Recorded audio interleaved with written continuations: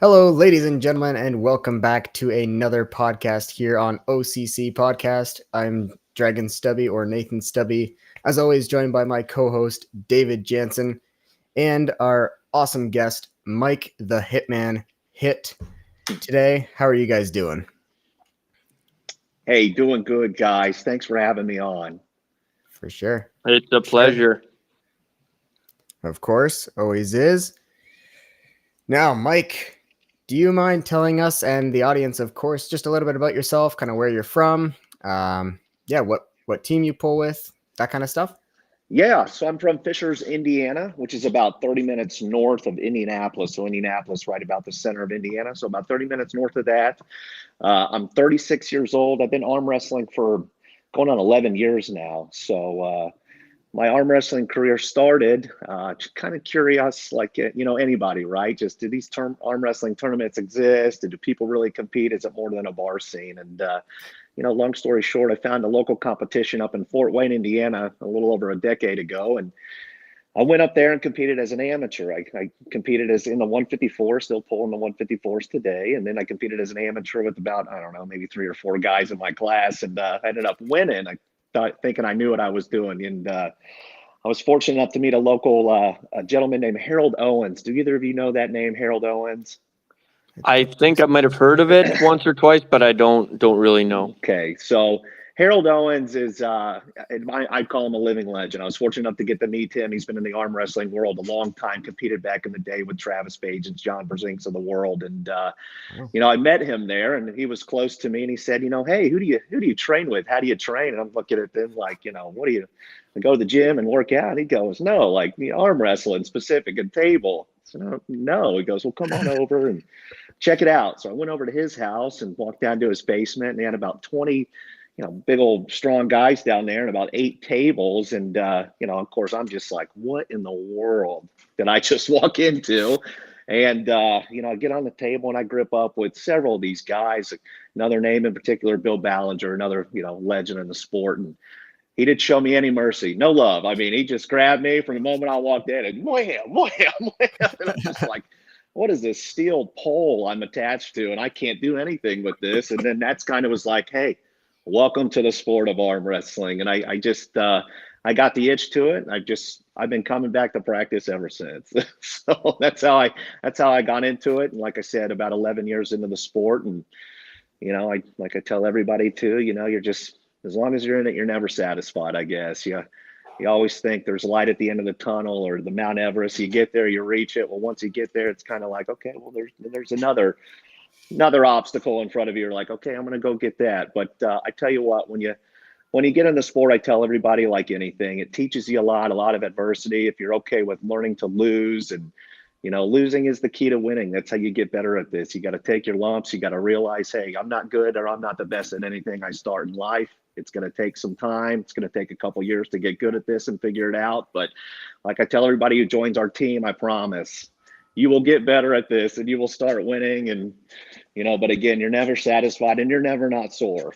So, I tell everybody that local team, never sore. And, and then, so anyway, I try to, over those 11 years, kind of grow something here in the Indianapolis area. I tell everybody throughout the state, there's really good arm wrestlers and lots of big names throughout the state, but it's hard to get everybody together. But here in Indianapolis area, we've started the Indy Arm Wrestling Academy, and fortunate enough to train at my house. And I, about every other Saturday consistently. And I'd say we get about anywhere from, 15 to 30 arm wrestlers on a consistent basis at practices anymore. So yeah, we've done a really good job at practice. And, like you guys both know, you're only as good as who you surround yourself with. And, we're fortunate enough to have a lot of, good arm wrestlers, a lot of good teachers and coaches. But, again, consistency, guys getting on there, wanting to get better, trying to adapt to what maybe you all do up in Canada with the super matches on practices and practice matches. And it's been a really good thing. And I've been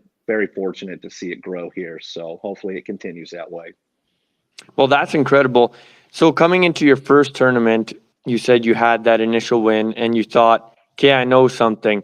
What was your initial move coming into that tournament? Were you a top roller, hook? And then obviously coming into a tournament, unless there was only one or two guys you're facing, but you got to be decently strong normally even to win your initial first tournament. How did you have that strength and a little bit of background more than obviously just the bar scene? It's that's a great question, and it's funny you ask because I try to say my story. Hey, it's my story. Here's how I say it. I'm a twin, believe it or not. There's two of us, and I say, he's the bigger version of me, better looking guy. But both good athletes. I would say he played a little professional baseball with the Phillies and Toronto Blue Jays as a catcher. So athletics was always prevalent in our background, and people who know me and meet me, I walk with a limp and I have bad hips. It was after birth of being a twin. I developed a staph infection and it settled in my left hip. And, long story short, it did damage in the left hip. So I grew up my whole life with just, walking with a limp, bad gait, multiple surgeries, whatnot. But I always tried to keep up with him. And I was always, I adapted through upper body strength and whatnot. My dad would say, hey, after you got out of your full body cast at 4 years old, I remember taking his playground, you're just hanging by the monkey bars with one arm. And, your twin brother, I'm just like, oh gosh, you can't, where's he going? So anyway, where I go with that is, I had to make up for my lack of lower half with the upper half. So I was strong. I'd say I developed that, and I was strong because I had to adapt. And I arm wrestled guys my whole life. I loved doing it. I remember being a kid, and just loving to arm wrestle my dad's friends and all that. And again, thinking I knew what I was doing. And so again, I did. I loved it. I grew up doing it. Through college, I'd arm wrestle guys come over. Hey, let's group up. Let's arm wrestle. And so anyway, I'm really glad that I got into it, and it's become a real passion of mine. Again, what I say was my first true love in baseball growing up as a kid, and now that's turned into arm wrestling. So it's kind of how I got started, and I think it was something for me. So I'm glad I'm into it, and I've traveled the world for it. I went over to Greece and Worlds, and I've gotten to meet people that, hey, it gives people the opportunity maybe they didn't have the opportunity to do. I've met other people and athletes with, some little discrepancies maybe with their lower half or something or whatnot, but they want to arm wrestle those guys, I'll tell you that. So anyway, a little bit, I got started in that too. So background. Yep. Funny you mentioned that your left hip is messed up. I had a motorcycle accident when I was 13 and shoved my femur into my lower back, which resulted in the head of the femur staying in my lower back when they pulled it back.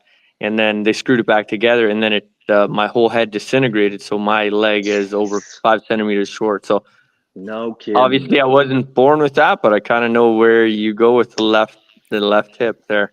That's always a little bit of tough one. Yeah, and I feel for you, man. And just look, you were fortunate enough to have what you had for so long, and then hit a little bit of adversity. But there's one of two ways you can take it, right? So just got to make the most of it. Easier said than done, I tell people, but it's better to try to look at the positive of things than try to, we can all suffer in the negative so much. But anyway, so yeah, hopefully everything in your future will be okay for you. No major surgeries or anything like that. Oh, they're coming up. They're coming up. Yeah, no, it's all part of life, though. Live, you learn. And then, I remember you asked me, and I got started, and I think to this day, my number one, I'm a hooker. I'm a hooker, baby. I've always been a hooker. I've always gone inside and hooked, and as much as I practice that dang top roll and think I'm a top roller sometimes, and I'll even go into a tournament thinking I'm just going to top roll this whole thing. No, once they say go, I go right back. I'm an old dog. You can't teach new tricks. So, as I go on though, being well-rounded is what you want to be. So, wherever your strength is, don't forget to hit where your weaknesses are and try to be a well-rounded arm wrestler. Don't just focus on one thing. I mean, there's one thing to be said to be really good at one move, but you want to be strong everywhere. So, for sure. Yep. So mentioning you were in Greece and stuff, was that at IFA Worlds then a year or so ago? That was at the 2024 was it the 20? Would that be the 24? Anyway, 25 IFA. It's right behind me. IFA Worlds there, and that was a really neat opportunity. I'm glad we got to do that. I got to take my wife and two kids over there, young kids, and we had a really good time. So that was a very memorable moment. And I competed over there and again at the 154s, and there's about 23 to 25 guys in the 154 class through all out, and I ended up taking fourth right, just missed the podium, the top three, and sixth left. So, not a terrible showing, but still not as good as I want. I always want to win everywhere I go and do good. But it was a very cool thing to be a part of. Yeah, definitely a memorable event and tournament. Yeah, for sure. On the topic of the IFA and the MAC and whatnot, we were kind of discussing earlier, just David and I, kind of what our favorite events are. What do you have, like a top 3 or a top 5 of your kind of favorite events that you've been to, or that I've competed in before, or not necessarily that, just what you've seen and whatnot? Well, I mean, look, I'd be lying if I said I wouldn't want to be on an East versus West stage. I think that's the pinnacle of our sport right now. I'd love a shot at that, anyone in the lightweight mix up, but I'd love to be on a stage there. But as far as my experience and what I've gone, the MAC event that I got to be a part of, even though it was the number 2 MAC event, I would say just the way that they had organized that, put that together, the way they treated us as athletes, and what they said they did, and that doesn't happen everywhere you go. And if you're long in this sport long enough, that you get promoters and whatnot they'll throw all that out you, and then you get there and you're like, hey, sorry, no fun, no, and you're like, but no, the MAC was top shelf, and that was for me, selfishly, I guess, was probably I'd put that at number 1. I got a great win there. It was fun, and so it was great. Another great opportunity again, IFA up there, and then the Arnold Classics. In my opinion, I've done several Arnold Classics, and back when they were on the main stage and whatnot, it sounds like they're coming back that way. But the Arnold's was, it was always a thrill to go compete at the Arnold's and on the main stage. For sure. So, yeah. I think Crazy George has done competing at the Arnold's, right, David? That's where I met Crazy George. Oh, there you go. Nice. Yeah, I think that, talk about somebody you guys maybe ask or pick his brain, but I think he's got more Arnold Classic titles than anybody will ever in the history of the Arnold's. When I came into it, right, we all meet him and we're like, wait, that guy? That's the guy? And you know what? I have nothing but respect for Crazy George. I love him. The nicest human being, one of the greatest arm wrestlers. I don't care what weight it is. But I was fortunate enough to see him win, I think, 3 Arnold Classics in person at the Arnold. So, yeah, pretty awesome. Yeah. Well, and we just, at the MAC Challengers Series, we just had him pitted up against the other legend from Team London, Rick Barbet, who outweighs him by about 3 times, and he beat him 3-2. Not surprised. Crazy. Yeah. Weight difference of like 165 to 240, 245. Wow. Yeah. Wow. And you know what I love about the guy is too, no muss, no fuss. That guy just gets up there and he just try to pin me. Good, so anyway, very cool. Very, very, very neat. But yeah, those events are really good. I'm probably, missing on a few others. I've been fortunate to be, part of some very good events, but just off the top of my head, those were some pretty memorable ones. Nice. Yeah, they definitely sound very memorable, and would love to myself be there one day. And we just came off of the MAC Challenger Series, which is not their main event, but just the way it's ran and everything, and being able to be alongside Nathan here, just came off of a win there against his opponent, very dominantly, a 3-0 win. So that was incredible, and a great showing. Awesome. Yeah. Any idea what the next one is or what they're doing? So currently, I'm not sure. So a MAC branch off is, Ian works with the Table Monkeys, and they're having that tough event. I don't know if you've seen anything with the tough event prior. It's that Team Arm Wrestling Federation. Yeah. Yeah. So they're hosting an actual event now, and it will be streamed on TV, I believe. Oh man. Yeah, and then so that's coming up. They have the 2 teams are already announced. They're doing a team Montreal and a Toronto team. I think I forget the names of them, and then they're doing a Vancouver team. And I know 1 or 2 teams from the States as well that they're going to all be setting up. But the first game, I believe, is going down in October. So that's a branch off of Table Monkeys. And then Ian is also getting involved with the something Elite. I know the Magda did Global Elite. global. Oh, I saw Magda that had it. too. Yeah, Yeah. yeah. Magda had an event with them a couple years ago, and now Ian, they've put him kind of in charge of hosting arm wrestling events. So he is actually Awesome. hosting one coming up. I don't know the date, and Alex Kurdecha will be facing Philip Larson as the main event, and then I don't know if they have the rest of the card announced yet. But That yeah, is fantastic. That is awesome. That is awesome. That's great. yeah. Good, Yep. So good, big, good. Yeah. big things ahead for sure. Yeah. And I think, you Yeah. need to have another, East versus West, but man, the amount of talent out there with the arm wrestling community right now and the guys, and some guys just maybe not getting the chance or the time they need. I think it's great. So that'll be good.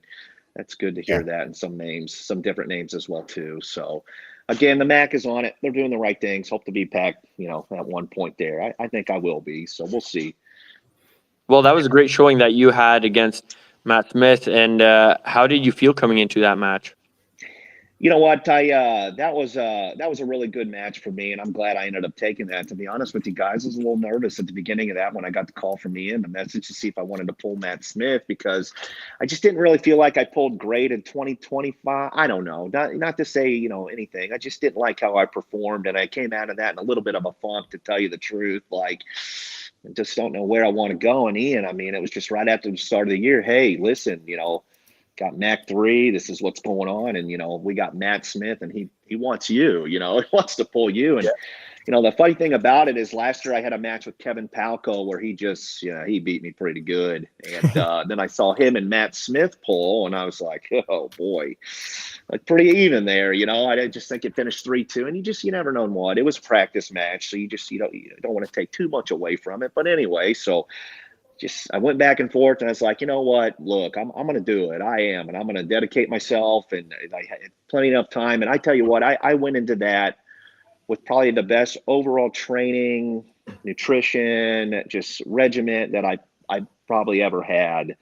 And it really fired me up and motivated me. I kind of switched training all around quite a bit as well too, if you ever want, get into that. But, I went in there, I prepped, and I knew it was probably my best version going in there to face Matt of myself. And, I went in the first match. It was, I didn't, even though like in the first match, somebody was like, oh, that was easy. It's just like, yeah, but even at that first match, I'm going, I got to go even harder on this second match. Cause I know if it stops, especially with Matt and what he's capable of, if this match stops, he could just bleed me dry. And if it stops for a good amount of time, then I'm done. Usually I'm done. Right. So, right. Again, I just went in there, and I wanted to just finish it as quick as possible. I mean, even that third matchup too, just get it done. No chances. But, it was pretty exciting, and I was glad to walk away victorious of that. So, and Matt's a very, very good arm wrestler. So I was, Oh, yeah. Well, he's ranked number 1 in Ontario for 154 class. So yeah, he's pretty good. So I met Matt I met him 8 years ago at the Arnold, and I ended up coming out there. And I think so we had pulled prior, and I think that was the match. He was like, I didn't forget that. I want to pull that guy again. So, but anyway, sorry. What was that question? Are you ranked in Indiana? Yeah, well, yeah, in anywhere? Indiana, yes. In Indiana, I would say that, currently in the state of Indiana, I would say I'm 1 in 154 and 176, number 1. Of the current rankings, just because we did do a Indiana State rankings match, and not every great Indiana guy came out, but if you were to I think on paper it says Brad Spine is the number 1, 154, and then Mike Hitt the number 1, 176 on paper. But I'm still making 54s and whatnot. So, and then in North America, depending on where you're at, you see it. I think I'm anywhere from number 3 to 6 or 7 right-handed, and then anywhere from 4 or 5 to 10 left-handed. Depend. And look, they're all subjective, and I think I can get beat by any of those guys on that list, especially that top 3 list of both arms. And then it's Joseph Moranto is ranked number 1 at the 154. Looks like he's almost impossible to pull out of a hook when he gets it set. So, You know, Right. hey, there's a lot of really, really good arm wrestlers in that lightweight class. I mean, anywhere from For sure. 165 to 154. It's pretty shocking how many strong guys are in that class. So, Yeah. Yeah. you know, I keep chasing it. I don't know why. I keep chasing. I want to see myself at number one. I don't know if I have what it takes to get there, but I'll keep pursuing it, you know? Oh yeah, for sure. Yep. Yeah. And of Yeah. I course, yeah, that's remember all of us little guys' goals. Well, you know, look, I'll never forget. It was in the Hook rankings when I first started. But that was the Hook, you know, the rankings between Canada and North America to get in. And you know, when I first started, it was like, hey, my goal is to get, you know, top 10. And, you know, hey, it took a while or a long time, but then it got to the top 10. And now it's like, okay, I've been in the top 5, and now I'd like to be one. But again, there's some really bad dudes at the top of that. And then there's a couple guys over in Canada at 154 that. The guy that won the Arnold's last year at 154 is living in Canada now. Do you guys know that guy, Alex? I think his name's Alex, but he's taller, longer ponytail, Um, skinnier guy. But he won the Arnold's last year at 154, and he's from Canada. No, So I anyway, don't know. yeah. Do you know where in Canada? Canada's huge.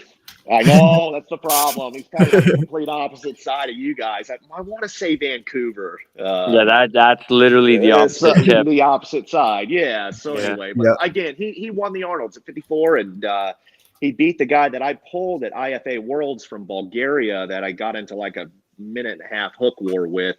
That was who he pulled in the finals, and I beat that guy from Bulgaria. So I was kind of like, oh, that's interesting. Okay. Yeah. So Yeah. so that kind of leads me to my next event. My next event on paper is an Arnold Classic qualifier, December 13th, and you know, if I don't have anything from that until March, that first week of March for the Arnold, it's just going to be strictly. I'd like to see if I can go win an Arnold Classic. Oh, that'd be incredible. What is your training regimen kind of going into something like that, an Arnold's or a World's? Like, how much training do you have, like table time, like arm wrestler versus arm wrestler, and then how much like of your time is maybe in the gym? Yeah, it's a great question. I think for a major event that I have that I come up, you know, it's nice to have like a 12-week. I'd say, you know, like a 10 to 12-week, 3 months, right? You'd love to have that, which, you know, I don't know if that's ever a possibility, but I'd say like a good pushing 3 months. And the way I like to structure that is, I mean, I really push up the intensity. I try to mimic I try to do 2 table sessions a week, and then I'm trying to do weights every day outside of those 2 table sessions. Now, I've gotten in my theory, and everybody's different. My theory is kind of adaptive of, you know, what they do. I guess what I've heard in Europe and Russia, like I want to train in heavy. My emphasis more is any more on heavy versus light and high rep, but I don't want to kill it or 1 rep max to where like the next day, it's just like, I can't do anything. So my training goes up, my weights go up, everything is specific. You know, through the week, I would say to where like, you know, one day you're focusing more on your pronation, one day more supination, one day rising, cupping, etc., mixed in with some side pressure. And I feel like what I noticed a big difference for me was, again, going from less volume, or I was doing a lot of volume, and I cut the volume in half, weighs, you know, put the weight up to where my reps were anywhere from 3 to 6 reps, pretty heavy. And I'll do about 3 to 4 sets of that and be done. And then again, 2 table sessions a week, one fairly hard, I would say Saturday, and then one midweek to where it's kind of like more just flowing on the table, getting some blood in there, squeezing, holding, a little bit of light strap work, if that makes sense. Okay. So I like to do that. And then I tell myself up to 2 weeks, like my last hard table session is about 2 weeks out. And then I do no more table 2 weeks out, but I continue to lift. The set 2 weeks out, I'll lift heavy, and then the week of, I stop lifting about Wednesday. But the week of, it's just real light blood. Right. And then I'm just kind of squeezing Thursday, Friday, Saturday, and letting it all go out Saturday. It's kind of how I felt like is, you know, just best for me. But you know, look, that goes in that, a little bit of weight cut and all that too. So as long as I can get that weight cut in good check and fuel up properly, but I've done 2 things in the weight cut. I've tried to lose, you know, a lot of weight in 24 to 48 hours. That's not, I can't do that. I've tried that. And then when I try to refuel, it's just, sorry, you're not gonna do this. So I have to do kind of the slow, maybe get within 5-6 pounds the day before weigh-ins, and then do like a little sauna or bath. That tends to do better for me. So I don't know about you guys. So either you have to cut weight or anything like that, or I you never walk do, around no. pretty good. Yeah. I just did 7 pounds this last week, but that was just easy. Yeah, that's I not didn't too even bad, right? No, I didn't even sauna. Wednesday, I just had like soup for supper, and then ate just a bunch of like eggs, very low sodium on Thursday. Perfect. And then came into Friday, kind of did the same, was weighing myself, had a hot shower in the evening, bathed my daughter, had a hot shower, and then I was able to get in for early weigh-ins, and it's only 45 minutes up the road, so I went and weighed in at like 9 p.m., came home, ate a bunch, and then was good Ready for to the go? next day. Good. Yes, sir. Good. Yeah, I know. I need to stay a little bit more regimented. I keep getting fat and sassy, So now, if I can keep myself, I'm probably pushing about closer to 170 today. If I can stick about 165, I'm pretty good. Pretty good for me to. Yeah, very, very close, similar weight, myself and you. I just got to get some. Maybe soon, hey. I just got to get some more power in there, and then tell Ian I want to match. There we go, baby. Hey, that might be my next MAC match. Me and you, let's do it. Oh, I gotta get stronger before that. Get stronger before? Oh man. How long have you both been in it now? Fully, I'm just over a year. Oh gosh, yeah. Both of you? About the same. Yep. Oh, that's great. That is great. Yeah. just wait till about year 3. You both are just look back at this and go, well, I thought I knew what I was doing. Yeah, no, I already but very lucky we have a team here locally that myself and Mike Mindy, and then Nathan was very close to right away at the beginning as well, joining. Okay. But and then Mike is from Team London, and we're about 45 minutes from Team London, so we do stuff with them, and then so it's great. So we have our weekly practice, and then they have a Sunday practice for guys that want to go out. We have they'll go out and then train with them there as well. Sometimes they've come out a couple times. Sometimes if we don't make practice on Wednesday, everyone will just kind of scoot on over there, and I think that's great. I mean, even since I've been in 11 years, the growth of it in the sport, but just not only that, the training that you get to, the adaptive of the training and whatnot. Like guys like you, maybe when I started 11 years ago, what took 3 years to kind of get, I think I see guys anymore. It's like, man, 6 to 12 months. It's just like, good Lord, how did you get that good in such a short period of time? But again, with the technology and the videos, but just the guys are getting into it, and you're only as good as, again, it sounds like you're on a great club, and that just makes you that's one thing I think that I don't get me wrong, but it was a long time, just maybe me and one other guy or 2 other guys. And it just, look, I wish I would have had an opportunity like that when I first got into it. I'd have drove the hour, 45 minutes. I was that type, like, hey, if you guys are gripping up, I'm coming. So yeah, that's great. I'll be watching both of you. I'll be And we have the advantage, or maybe not advantage, but we have the plus side of having Crazy George up on Team London there. And I mean, you basically just have an infinite training cap that just never stops, right? So you can get as strong as you want. You still have a challenge.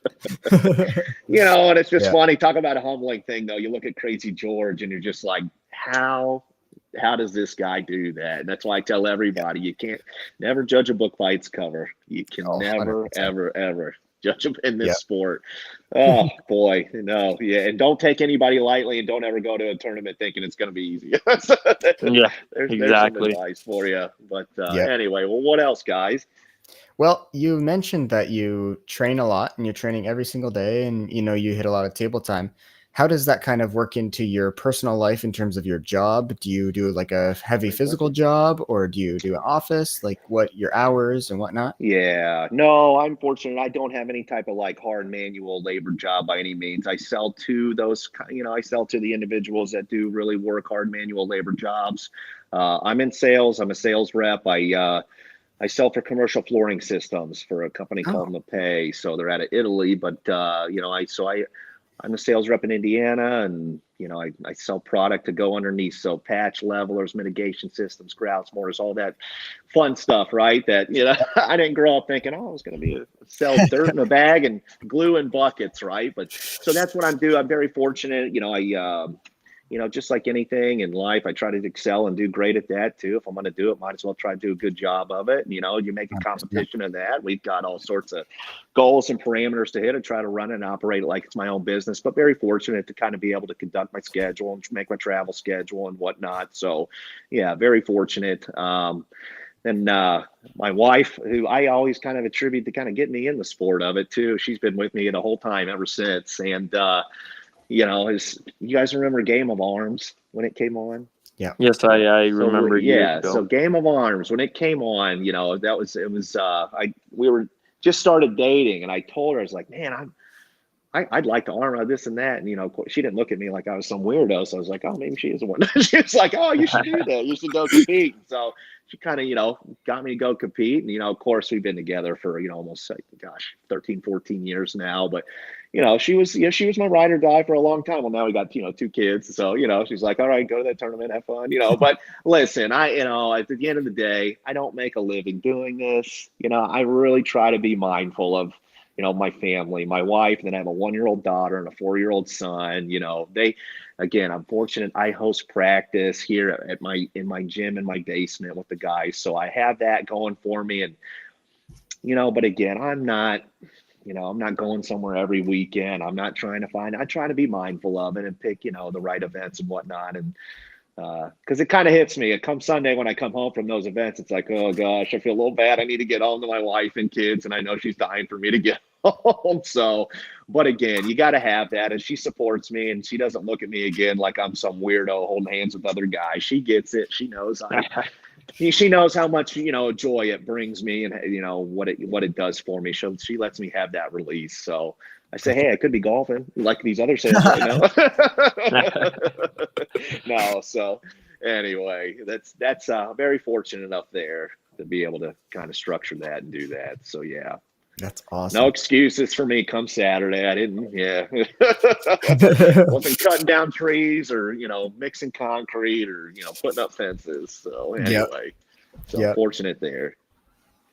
For guys like us that are newer, what are some tips and tricks that you could tell us that you did maybe the first couple of years to really advance your style and just to get better at things you do? And I'm sure there's many people listening as well that want to know that. No, I mean, look, at the end of the day, I just don't think that there's any secret. I thought that when I first started that there was all these secrets and just underground tunnel, stuff that was going on, and maybe I just didn't know it. But at the end of the day, I mean, again, everybody's different. Everybody adapts differently. Some guys come into this sport, you grip them and you're like, holy shit, you got it. Some guys, you touch them and it's lettuce and you're going, oh boy, I don't know if this is for you. But I've seen those guys start that, their wrist just at the start. It's just like, dude, good Lord, what have you done your whole life? And, give it some time. And then, now they become very, very good. But look, at the end of the day, the number one thing, and again, to anything and to be good at something, is consistency. Number one. Do it every day and do something. I don't care what it is. If something hurts you, don't do it. If you don't like training one way, don't do it. If you like the high reps, do that. But do something. Your body will adapt. You will get better. Okay. So I tell them that. No rush. And that's easier said than done to anyone. Nobody likes losing. We all want to win. We all want to be that guy at the top with the video on us and this and that. But look, take your lumps. Take your losses. Don't worry about weight cutting for a couple years. Go in there, fat and sassy, pull, learn. And I just think, again, you put in the time, you'll get to where you want to be. Again, there's no correlation here. It's this. I mean, I feel like, my career has done this the whole time, just like anything, I'm never on top of the mountain. And sometimes I think I'm going here and I get humbled and it's like, good Lord, I can't believe you lost that or that guy beat you. So anyway, look, consistency and stick with it, humble yourself. It'll help you throughout the rest of your life. You got to go through adversity in order to get better at anything. What do they say? Students said something 10,000 times to become an expert at it. Yeah. So look, like I said, everybody's different. Everybody wants to come in and train like Devin and Todd. I always say, hey, easy, Rome wasn't built in a day, adapt. You'll learn, you'll get there. And I just tell people that you'll never be satisfied, and that's part of it. And that's what's good, though. That's what keeps you hungry and coming back and progressing. Yeah. So anyway, it's a little bit of advice No, that's there. awesome. Yeah. That's exactly the way we feel and stuff. Yeah. Again, I just coming in, there was guys that I'm like, there's no way I'll ever beat those guys. If I saw them today, to be honest with you, I'd just be like, all right, already go, but that's just, look, that's just the way it works. No, not naming names, but look, yeah, it happens for all of us. And I just think that, again, if there's somebody you want to beat or whatever, there's no secret to it. You just, sometimes it's either just outworking that person or just it's time. It's just a time thing. But I tell you what, anybody can be beat, in my opinion, too. So, have you had any serious injuries over your career? I've had one where I'd say it was serious. It did sideline me. Of 11 years for about a year or so. It sidelined me. I was in the Arnold Classic, back in 2017, maybe. And that was after a couple years where I thought I was good. And does Vazgen Segoyan ring a bell to you guys? When I say Vazgen Segoyan, very popular arm wrestler. Anyway, he won a couple 54s at the Arnolds and whatnot. Always kind of went back and forth with Jeff Hale. I came into that one thinking, okay, this is the year I might be able to bang out with Vazgen. And then I get into it, and I get into a little hook war with him at the start, and he's kind of ripping me a little bit. And then I did in the match, I kind of felt a little fray, like a piece of Velcro in my shoulder. And I'm like, and then after it's like, ooh.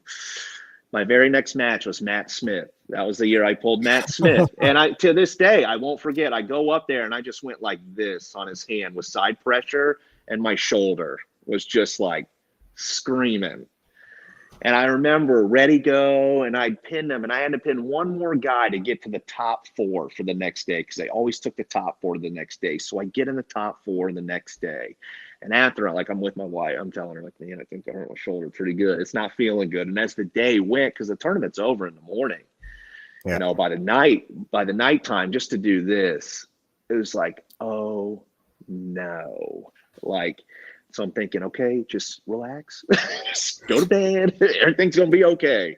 So I get up, I wake up from my sleep, and then I get up out of bed, and again, just to do this, and it was hurting. And I'm usually pretty good with pain. Like, I remember trying to go turn the doorknob, and I'm like, oh, can you guys hear me still? Yeah, we can hear you. Sorry, my buds died on me. But anyway, so I arrived in the competition. Of course, I'm being a little baby. My wife, and like, oh, I don't know what to do. I can't move. And, my parents are there too. And this is my dad, who's just, I love him. But I get there and I'm telling him, and he's looking at me like, yeah. So he goes, listen, you're here. It's the finals. I don't know what you want me to tell you. You better just bite your lip and get up there, and just when they say go, give it hell. Because I'm like, Dad, I can't, my shoulder hurt. I can't move. He's like, no. And that was him my whole life, just, hey, Mike, no, just now's your time. Get up there. We'll deal with it after, So anyway, I got to pull Vazgen. I've got to pull Vazgen to, get to the top 3. And of course, I beat one guy, and then I got to pull Vazgen. I don't know how I beat this one guy, but then I go to pull Vazgen, and it just, just totally flopped. So anyway, well, I get that. I go home. I get it looked at. Well, I tore my subscapularis. I had a partial tear, but it was almost a full thickness tear in my subscapularis. And, it was just one of those things that I didn't want to have surgery or anything like that. And of course, all the surgeons have surgery, or, hey, you'll never arm wrestle again. You'll be lucky to get back on the table. I was doom and gloom for a little while, but, had some things done, did some, a little bit of physical therapy, kind of worked with it, continued to lift and whatnot. And just, look, over time, it got better. That was several years ago. I would say I'm 100% now. It took a time to get through it. I tell you what helped me, I think, the most was PRP. I don't know if you've ever heard of PRP. Yeah. Platelet-rich plasma. I think it's kind of like the closest thing to stem cell, where they kind of took some blood out of me and spun it around, separated the plasma, and then they put it in that area where the tear was. That seemed to help me, give me the most, pain relief from it all too. So anyway, that was my worst tweak or injury. Other than that, nothing. Thank goodness, knock on wood, nothing. I've seen my fair share, but I've never hurt anybody either. Thank goodness. So That's good. I can only imagine what that like being on both sides of that. So, Yeah. Yeah, we had a bone break on Saturday in Yeah. my class, my arm wrestling tournament. You see- Snap. Yeah. saw it all. Yep. Yeah. Yeah. I didn't, but yeah. No, Yeah. It's all alive. and when if you don't see it, you hear it, it did. You don't even look. Just yep, that was it. So anyway, it's an unfortunate thing. I tell people all the time. It's very rare, but it's part of it. So anyway, it's just, I guess, another thing I'll tell you that sometimes I'll do, like for my work, I've been doing it lately. I have to attend golf outings sometimes too for work and for my company. I've been taking my table with me at these golf outings. Some of the guys in my company know, they're like, hey, just bring your table and we'll let anybody try it. And if anybody can pin you, we'll give them a free load of material. So we've been doing that the last couple of outings. And, I don't know. It kind of put me back on the other side of, the everyday normal person who's never really seen it, done it, or all that. I mean, if people are interested, I think people like it. And of course, a lot of it's a grown man out there. And of course, I have them on hole number, they've already had, 6 drinks and whatnot. So Yeah. there, but look, I think for us guys, but even people, arm wrestling, people know it. They've done it since they were little. I don't care if you're a man, woman, you've done it before. You've seen it. So they bring that out there. People enjoy it. They get on there. And, but yeah, it's just, again, showing me, because I'll be arm wrestling guys 6'5", 350 pounds, 400 pounds. And, they feel like I'm arm wrestling my wife. And I think, both of us are like, man, this is crazy how this is. Looking at me like this little 5'7", 165-pound guy, like, what in the world is this? And then funny, like, guys will be like, oh, he's using his body, because I'll do kind of like you guys will do it. That just be like, all right, I'm gonna pin you slowly, and I could drop he's using his body, and then so I look at this guy who's another 300 pounds. I'm like, okay, we'll come up here. You can use as much body as you want, my man. Let's go. Yeah. So I've been doing that, and I try to play nice with everybody, but it's more just to have that engagement with customers and relationship and whatnot too. But I try to have fun with it as well. So it gets me some brownie points sometimes when I'm, doing a work function. So For Yeah, sure. super interesting. I'll work with, I work with installers and whatnot, and they're great guys. And, a lot of these guys are pretty big and strong. They've been trialing with their hands and all that, and they get a kick out of it. And it helps me, again, kind of get in that world and talk to those guys so they don't think I'm some sleazy salesman. Like, this okay, dude. Yep. Yeah. I actually installed your products for about a year. So I did some flooring for a year. Yep. Yeah. Good deal. Won't ask you how you feel about it. Everybody, different strokes for different folks, but no, we make some good ones. Yep. So Yeah, on the topic of big dudes and small dudes, like I know we have a guy that comes out to our club, lifter, strong dude, weighs like over 320 pounds, like jacked. yeah. And yeah, Nathan over here, 140 pounds. Yep. Yeah. Yep. Just play with them. Simple. Like, what is going on? And look, it's fun to do too, and good for you. I like doing that with those guys. Yeah. We did, though, have a gentleman come to our practice about 6 months ago. This is he's special. But he's one of those guys too, where he's about 6'4", 330 pounds of just pure muscle. And the first time I touched him, I couldn't budge him. Oh gosh.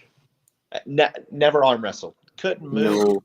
the center of the table. So he hadn't competed yet, but I think we might have one of those guys here.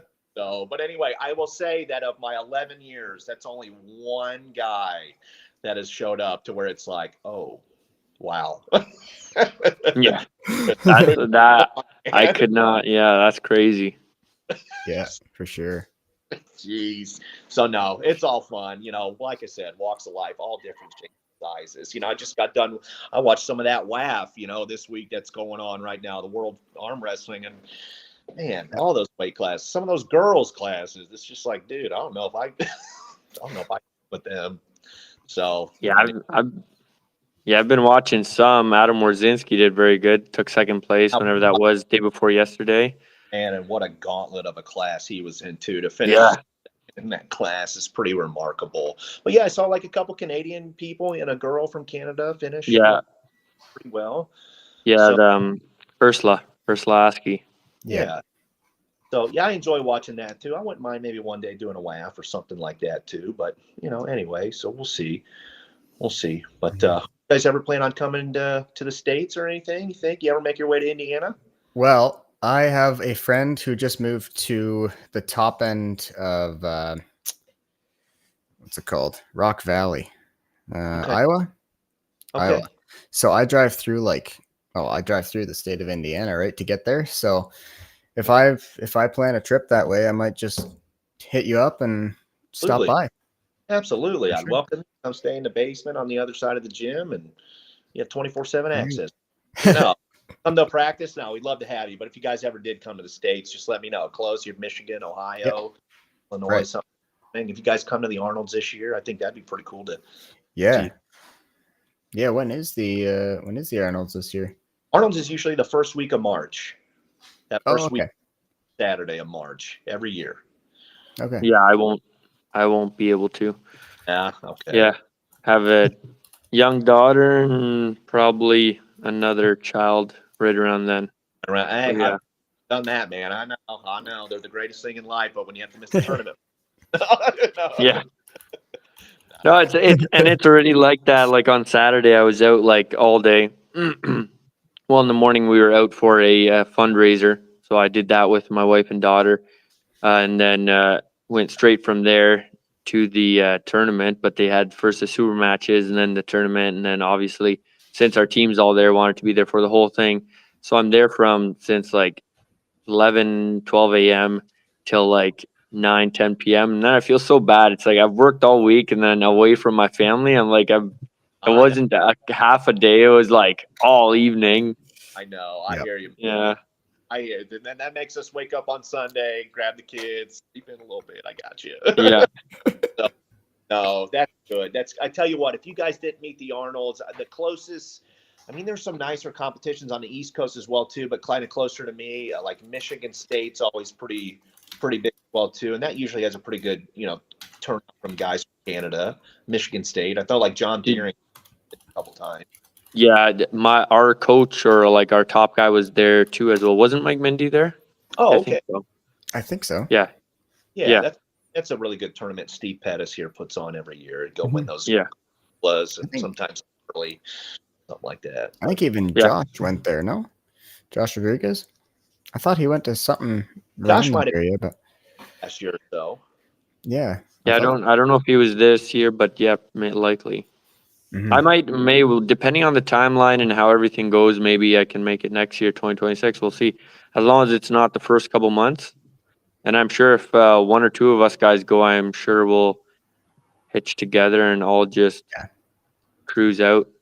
Yeah, we can just ask around the chats and see who wants to go. And well, let me ask you guys this: for people new just starting off, if you've been in this 12 months, I mean, if you've got, if you could look back on it in just a short period of time, I mean, what's something that maybe you would tell somebody their first weekend arm wrestling, or what would you do differently? You would think already in the first 12 months, if anything.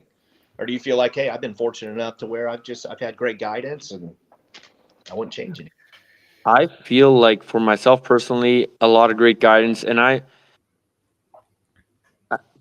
for myself, I don't know how other people watching me arm wrestle, but I feel like I've gotten a little bit of it down, and I'm a person that when I watch something, I feel like I'm practicing it in my head. So I watched arm wrestling for years beforehand. Yeah. And so it wasn't that I was extremely strong on the table, but I already knew some techniques and stuff. And coordination was a little bit down.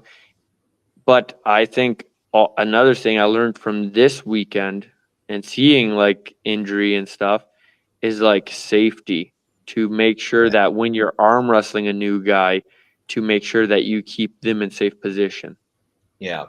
I think that's important too. And I guess another thing I would tell you guys as a new thing is what's easy to do for you guys is just overdoing it. Just And I just, I see my guys do it all the time too. And I try to be good in a sense of just like, hey, sometimes less is more.